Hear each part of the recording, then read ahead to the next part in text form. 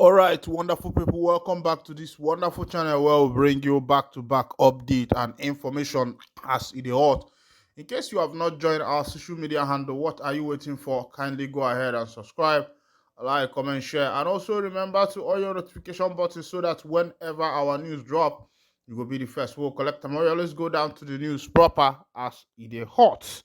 As it be for my table, International Council urges Supreme Court to free Mazi Nnamdi Kanu on December 15th. This one is coming from International Council. They ask the Supreme Court to make sure say they release Mazi Nnamdi Kanu before the 15th of December. But of course, you know that the next court date for set for Mazi Nnamdi Kanu is that same 15th of December, and the International Council is pleading or asking the NIG government and the Supreme Court to make sure that Kano is released before the 15th of December. Ohaneze Ndigbo has also made that particular request, asking the FG to release Mazi Nnamdi Kanu so that the Biafrans, the Southeasterners, Ndigbo, will be able to do their Christmas. Of course, you know, for like 4 years to 5 years now, there has not been a proper observation of Christmas or December as Ndibo we call it, or a Christmas as local man we call it, because of the issue of insecurity that have ravaged the southeastern part of Nigeria. This thing started just like a joke. It started little by little, little by little. It was as if it was favorable to the people, as Chineke this, that. But as it is now, the effect it has, is reflecting on everybody because many of our people, those in London, those in US, those in America, Enugu, Onitsha, Aba, all those things who would want to go back to their village will not be able to do it because of the issue of insecurity. Those who are even living places like Owerri, maybe, and they have their village in Obolo and the rest of them, Amago and the rest, you find out those people don't go to village anymore because it looks as if things that are happening on that side. Imagine you going back to the village and end up being Ndimvu, Ndi kidnappers, a vogi. What are you going to tell your Chineke? Meanwhile, let's go down to the full detail of this information as the International Council are seeking for the release of Mazi Nnamdi Kanu before the 15th of December. Bruce Finn, a United States American-based International Council and spokesman for the detained leader of the indigenous people of Biafra, Nnamdi Kanu, has told Justice of Nigeria Supreme Court that the decision to free Kanu on December 15, 2023 is in their hands and should make it a date that will live either in judicial glory or infamy. Finn, in an open letter addressed to the Supreme Court Justice dated December 2, 2023, stated, "You have set aside that day to render judgment on legality of Kanu's prosecution by the federal government of Nigeria."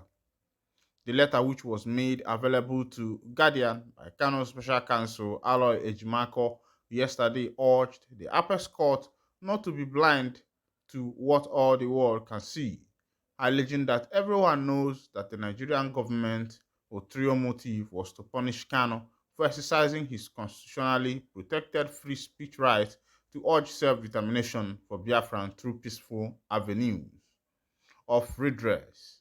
Fain consequently tasked the Apex Court Justice to avoid being intimidated or bribed or make December 15 the finest hour of the Supreme Court of Nigeria, as all eyes will be upon them.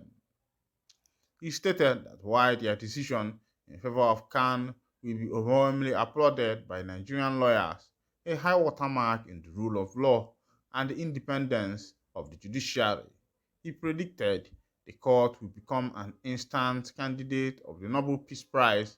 Nigeria's upheaval would begin to abate, and additionally, he would become a model for other African courts by giving life to judicial independence, the secret of domestic tranquility.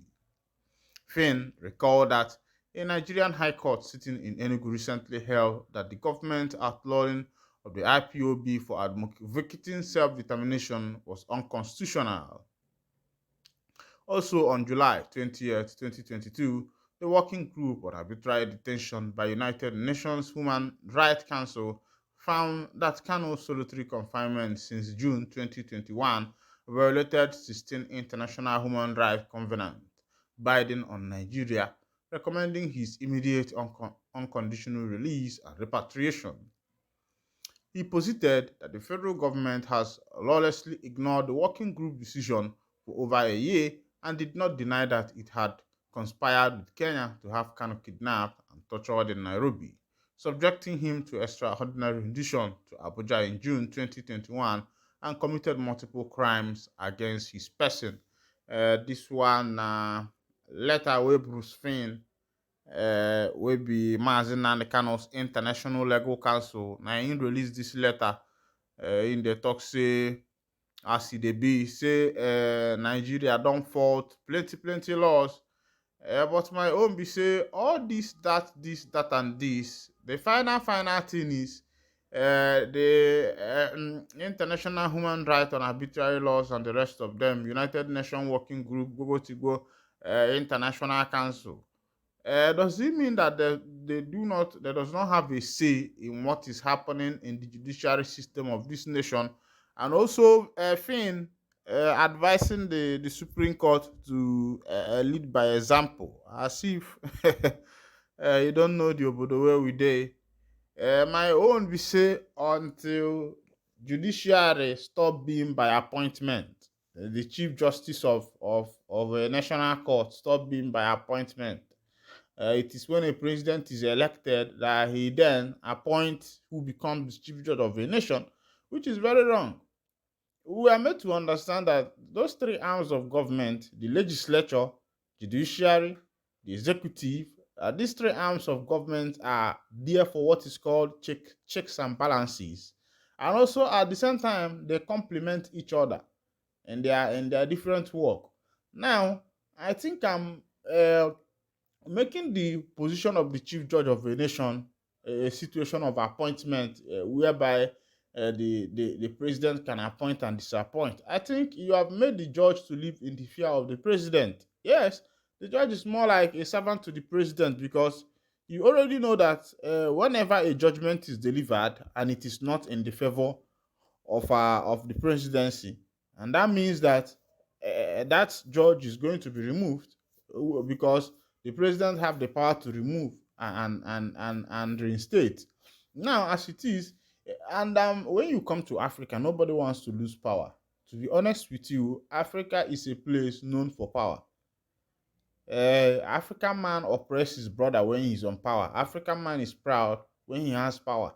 African man has a say when he has power, and he is respected when he has power, even in the church, in the local community, in the general community, among the elites and the rest of them. Once you have power, everybody respects you. That's how it is in Africa.